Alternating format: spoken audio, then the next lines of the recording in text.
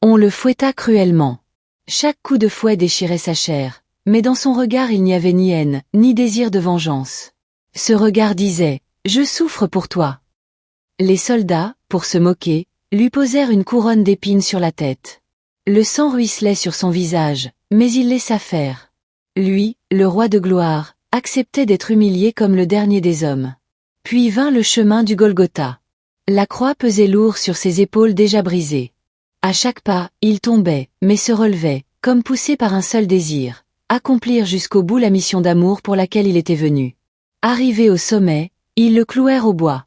Le bruit des marteaux résonnait comme un écho insupportable dans le ciel. Pourtant, au lieu de crier de colère, Jésus leva les yeux vers son Père et dit « Père, pardonne-leur, car ils ne savent pas ce qu'ils font. » Suspendu entre ciel et terre, son corps se vidait de ses forces. Mais dans cet instant, il portait le poids du monde, toutes les fautes, toutes les hontes, toutes les douleurs. Là, à la croix, il prit la place de chacun de nous. Et lorsque tout fut accompli, il s'écria d'une voix forte, « Tout est accompli. » Puis il remit son esprit. Le ciel s'assombrit, la terre trembla. Le voile du temple se déchira en deux, signe que désormais le chemin vers Dieu était ouvert pour tous.